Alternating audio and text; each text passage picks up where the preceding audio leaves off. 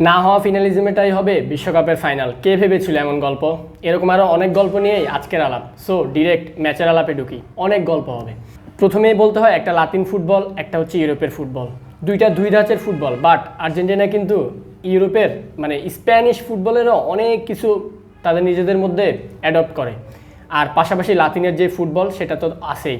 So দুইটার মিশেলে Argentina একটা superior একটা টিম। পার্সোনালি আমার ফিল করছে সুপেরিয়র একটা টিম। আর স্পেন অবশ্যই তাদের ধাঁচে, তারাও সুপেরিয়র। বাট ফুটবলটা হবে মনস্তাত্ত্বিক, ফুটবলটা হবে এক্সপিরিয়েন্সের। সেখানে অবশ্যই এগিয়ে থাকবে আর্জেন্টিনা। আর এই এগিয়ে থাকার গল্পে আরও আছে অনেক লড়াই। সেখানে হচ্ছে গুরু শিষ্যের লড়াই, যেখানে দেলা ফুয়েন্তে ভার্সেস স্কালোনি, গুরু শিষ্য। তো বোঝা যায় যে গুরুর অনেক কিছু অ্যাডপ্ট থাকে শিষ্যের মধ্যে, সে ধাঁচটাও থাকে। পাশাপাশি স্কালোনি আয়ত্ত করেছে আরও একটা ফুটবল, সেটা হচ্ছে রিলেশনাল ফুটবল। তো পজিশন বেস আর রিলেশন ফুটবলের একটা কম্বিনেশন স্কালোনির ফুটবল থাকে। সো সেই ট্যাকটিক্সগুলোও অ্যাপ্লাই করা হবে এই ফুটবলে, এবং ইভেন অ্যাপ্লাই হয়ে যাচ্ছে।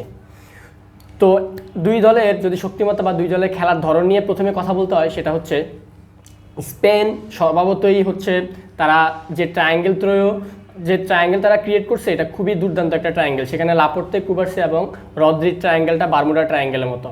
সো ওই ট্রায়াঙ্গেলটা বিট করাও খুবই টাফ হয়ে গেছে প্রত্যেকটা অপোনেন্টের জন্য। একটা গোল বেলজিয়াম দিয়েছে মাত্র, তাও সেটা রিয়েলের মতো। তো ওই গোল ছাড়া সবগুলোতে তারা ক্লিন শিট। এবং ওইটা স্পেনের ওই যে দুর্বলতা, মানে ওই যে শক্তি, আবার তাদের একটা দুর্বলতাও আছে। তারা আবার এরিয়ালে এখন পর্যন্ত কোনো বিট করেনি। তাদেরকে বিট করার একমাত্র মাধ্যম হচ্ছে এরিয়াল।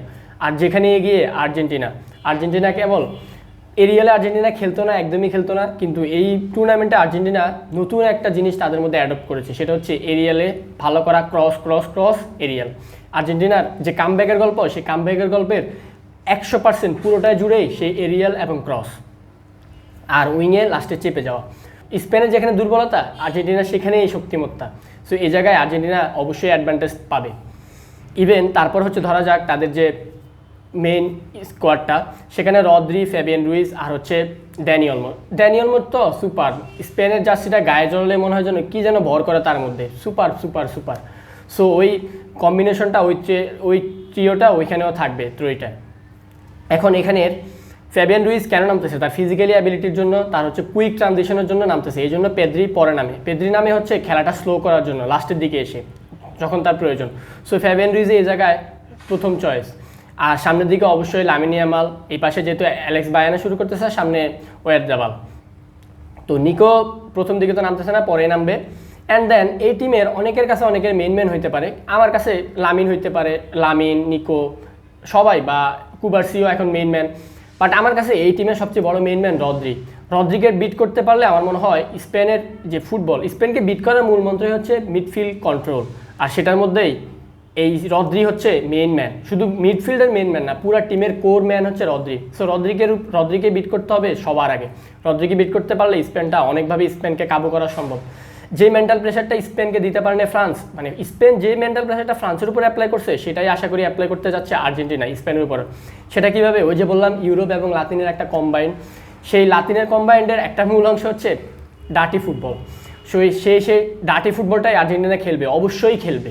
যতই গুরু শিষ্য হোক, যতই একদম একই ধাঁচের মানে ভাই ব্রাদার হোক, বাট এই জায়গায় আর্জেন্টিনা কখনোই ছাড় দিবে না। সেই ডার্টি ফুটবলের দায়িত্বটা থাকবে অবশ্যই প্যারাদেসের উপর। পাশাপাশি প্রত্যেকটা প্লেয়ার, গত ম্যাচে সিমিওনিকে নামানো হয়েছিল ওই ডার্টি ফুটবলটা অ্যাপ্লাই করার জন্য। সিমিওনিকে আসলে রান মেক করার জন্য ডান পাশ দিয়ে, এই জন্য নামানো হয় না, সেটা পরবর্তীতে বোঝা গেছে। কারণ প্রথম 12টা ফাউলের 5টা ফাউল সিমিওনির। এতেই বোঝা যায় যে সিমিওনির কাজটাই আসলে কী ছিল। সিমিওনি আর পারাদেস, সিমিওনি যদি এই জায়গায় স্টার্ট করতেছে না, মেবি হয়তো ডিপল স্টার্ট করতে পারে। বাট আমার কাছে কেন জানি মনে হয় একটা সারপ্রাইজ প্যাকেজ হিসেবে অপেক্ষা করতেছে নিকো পাসের ইনক্লুশনটা। সো দেখা যাক কী করে। সো ওই জায়গায় আর্জেন্টিনা যে ডার্টি ফুটবল খেলবে এটা মোটামুটি নিশ্চিত। ডার্টি ফুটবল খেলে স্পেনকে একটু ভরকেও দিবে। ভরকে না, স্পেন আসলে জানে কেমন করে, বাট স্পেনকে তাদের স্পেনের খেলাটা খেলতে দেবে না। এটা হচ্ছে আর্জেন্টিনার মূল মন্ত্র। আর্জেন্টিনা এই জায়গায় অবশ্যই স্পেনের উপরে একটা চাপ ক্রিয়েট করবে। সেই চাপের ফলে স্পেন যদি একটু ভেঙে পড়ে বা নুয়ে পড়ে, তখনই আর্জেন্টিনা তাদের নিজেদের স্বভাবজাত খেলাটা খেলবে। সেই স্বভাবজাত খেলার মধ্যে একটা সবচেয়ে গুরুত্বপূর্ণ জিনিস হচ্ছে আর্জেন্টিনা এই ফাইনালে খেলাটা এরকম খেলতে পারে, সেটা হচ্ছে ওয়ান টাচের ফুটবল। যেটা হচ্ছে যে ডিমারিয়া একটা গোল হয়েছিল ফ্রান্সের সাথে, সেরকমই একটা গোল এই ফাইনালে হওয়ার পসিবিলিটি আমি দেখতেছি 90%। কারণ আর্জেন্টিনা যে স্পেনের সাথে যে ফুটবলটা খেলবে, এই ফুটবলের একটা তত্ত্বই হচ্ছে, দেখবেন ওয়ান টাচ বা টু টাচের মধ্যে ওদের অপোনেন্টে পৌঁছায় গেছে, অপোনেন্টের ডি বক্সে পৌঁছায় গেছে। কারণ স্পেন কি করে, স্পেন হচ্ছে নর্মালি বক্স টু বক্স ফুটবলটা খেলে, একদম মানে অপোনেন্টের একদম বক্স পর্যন্ত চলে যায়। তো সেক্ষেত্রে আর আর্জেন্টিনাকে যখন এরকম চাপ ক্রিয়েট করে কোনো টিম, আর্জেন্টিনা সেই টিমের সাথেই খুব ভালো কামব্যাক দেয়, কামব্যাক বলতে কাউন্টারটা দেয়।